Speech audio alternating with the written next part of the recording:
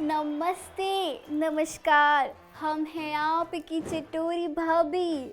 अब वैसे आप दीजिए, आज आप ना ही बोलेंगे काहे कि आज हम ना कौनो मिस्टेक ना ही करने वाले हैं।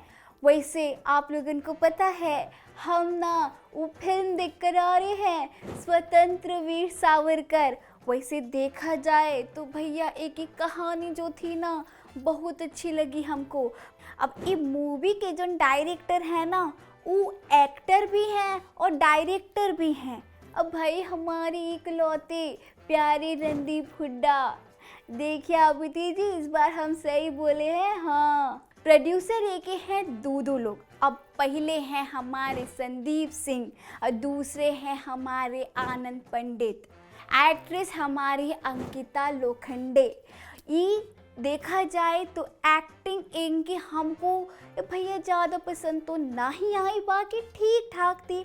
अब चलते हैं हम एक स्टोरी के ऊपर, जो स्टोरी एम्मा दिखाया गया है।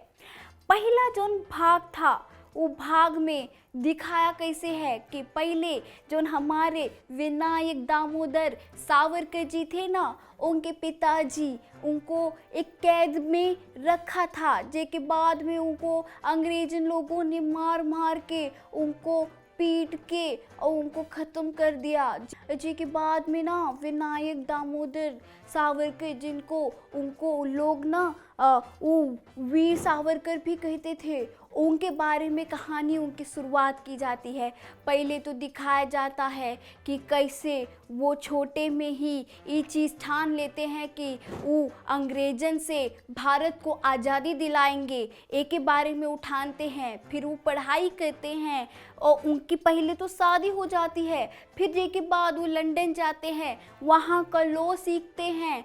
लॉ मतलब कानून। और फिर उसके बाद में कानून सीखने के बाद में, लेकिन देखा जाए तो एक तरफ उनका जो आंदोलन का था कि अखंड भारत एक उनको चाहिए था, जिनका नाम उन्हें रखा था अभिनव भारत। ये उन्होंने ये चलाया था और एक के बाद में उनको काला पानी की सज़ा हुई।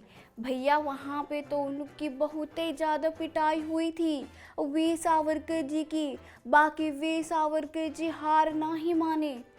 हम भी ना अपनी ज़िंदगी में कोनो काम के लिए हार ना ही मानेंगे।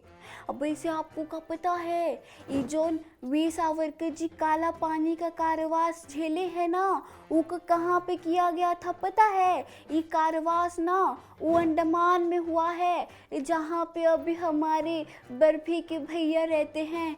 हाँ, वैसे अब कहानी पे आते हैं हम। हाँ, तो ये काला पानी का कारावास किया गया था और के बाद में ना उनको 50 साल के बाद फिर आज़ादी मिलती है अपने भारत देश आने की। और उसके बाद भी वो शांत ना ही बैठते हैं, वो हमेशा कौनो न कौनो अपना एक बुक लिखते थे और लिखते रहते थे कि उनको ये आज़ादी दिला के रहनी थी। अब बाकी में ना गांधी जी का भी किरदार दिखाया गया है।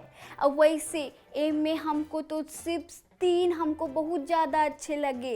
एक जो उनके बड़े भाई थे, अजय का नाम था गांधी सावरकर और दोजी का नाम था नारायण राव सावरकर। दोनों ने अपने भाई का किरदार बहुत ज़्यादा अच्छे से निभाया है भैया। और ई में ऐसी कहानी थी कि ये धीरे धीरे आंदोलन की तरफ बढ़ते हैं, जहाँ एमा एक तरफ यहो भी दिखाई देता है कि धर्म के खिलाफ उनका कौनो आवाज़ नहीं था। उनका था कि उनको चाहिए अखंड भारत।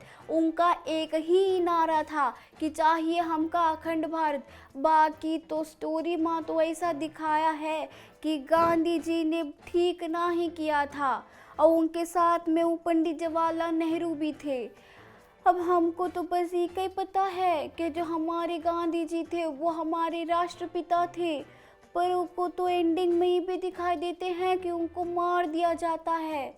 उनके ही लोग उनको मार देते हैं और के बाद में उनका गांधी जी के मारने का इल्ज़ाम वीर सावरकर जी पर आ जाता है। वो काला पानी का कारावास के बाद भी भैया वो फिर से जेल जाते हैं और ऐसे ही कहानी ख़त्म हो जाती है। अब ई है हमारे वीर सावरकर जी की कहानी जो उनकी दिखाया गया था कि कैसे वो अंग्रेजन को हराते हैं और उनको मजबूर करते हैं ये भारत छोड़ने के लिए, जहाँ पर हमारे गांधी जी का भी एक नारा था, भारत छोड़ो। वैसे देखा जाए तो ये मूवी में जौन सबसे ज़्यादा हमको अच्छा लगा वो ई था कि इनमें परिवार का जौन एकता बताई गई है वो बहुत ही ज़बरदस्त थी। जौन भाई था उनके गणेश सावरकर वो अंत तक लड़े और फिर उनकी जान चली गई थी। और ऐसे ही करके नारायण राव सावरकर के बारे में भी हमें बताया गया है। हाय दैया, ये कहानी देख के ना तो हमको जैसे रोना आ गया था। बाकी कहानी तो कुछ ऐसी थी।